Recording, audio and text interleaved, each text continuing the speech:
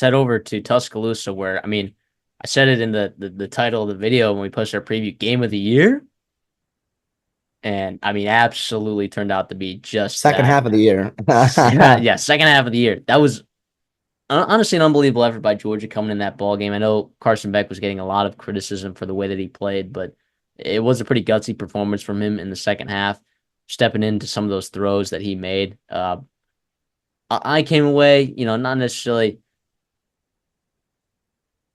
mega impressed with Carson Beck, but I was like, all right, okay, he came back and he bounced back and he did his best and he looked like a good quarterback in that second half.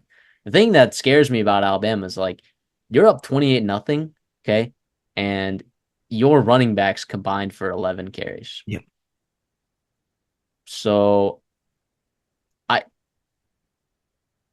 we talked about Alabama, not really Georgia, by the way, is struggling in the run game, and they didn't have a lot of rushing yards this game, mostly because of the game script that they were having to deal with. But Alabama, not, I don't know. Jalen Monroe obviously has success on the ground. He had 16 carries for like 117 yards, but not being able to run the ball with running backs or choosing not to.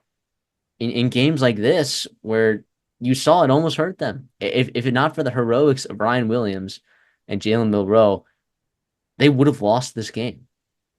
And that's a lead that you cannot blow at home to this team. And I think part of that was because they were not running slow either. Like they were up a lot of points. They just, I don't know what was up with Kalen DeBoer. Honestly, I thought I was a little bit.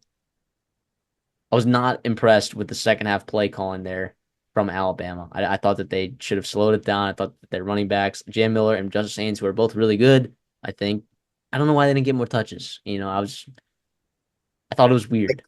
I think that point fantastic. I wanted to bring up Georgia had 7 second half possessions. 7 second half possessions. We talked about Penn State, Illinois. Penn State had 9 in the entire football game. This obviously much more high scoring, fast pace there. But like you said, if you can run the football, I think it wasn't like an if. It was like I don't think they can run the football.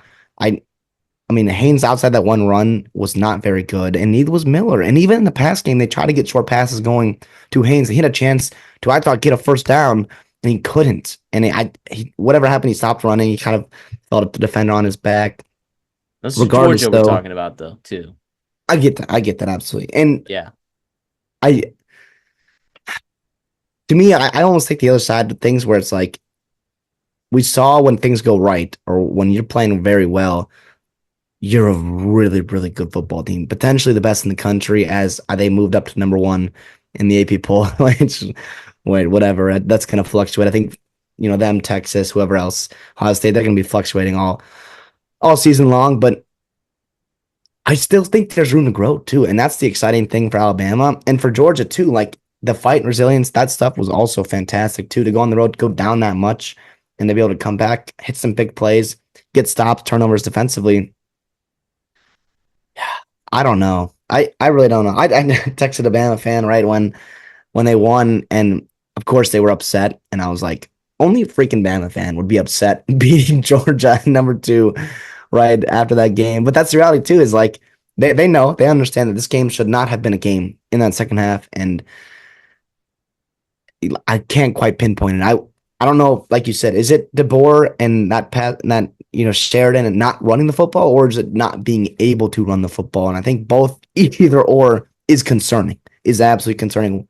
I think both are fixable though as the season goes on. I But mean, traditionally they run pretty fast paced off. Like Kalen DeBoer, they move, they run, they get up to the line of scrimmage. They're moving pretty quickly. But like in the second half, they did not have a drive that was longer than 3 minutes and 43 seconds.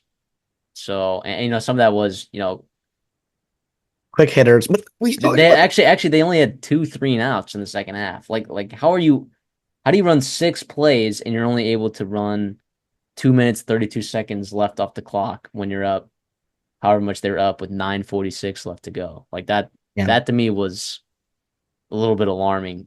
What was not alarming was Jalen Monroe was spectacular. So he was spectacular. He's up there in terms of, if I was to vote for the Heisman right now, he would be up there. I'm probably voting for Ashton Janty. right now. Travis Hunter's up there. Jalen Milroe's up there. Probably those three. Cam Ward, I think, is probably in that mix as well. Those are probably my big four right now in the Heisman mix. But yeah, Here's he what I'll say. was spectacular. I was looking on Sportsbook just to see the odds of Ryan Williams, and I it didn't really see it. So I don't know what that deal is there. The storyline be crazy. He might have a Heisman by the end of his Alabama career. We talked about it. Ryan Williams was probably the best playmaker on the field, right? We talked about that in a preview. We're like, he's probably the best playmaker on the field, and he was, which is crazy. And for Georgia, to me, in that first half, like the concern of their wide receivers position, right? Very deep, right? But without London Humphreys and without some like the upper tier talent, I don't know if they're elite separators, elite playmakers to be able to beat the team like this or stay up with But an they elite did offense. make plays in the second They half. did in the second half. Yes, I was very impressed with Smith. Smith's a very good football player. The way they found him, Dylan they Bell, able to used him. Dylan Bell looked very good as well. Lovett started creating a little bit more separation.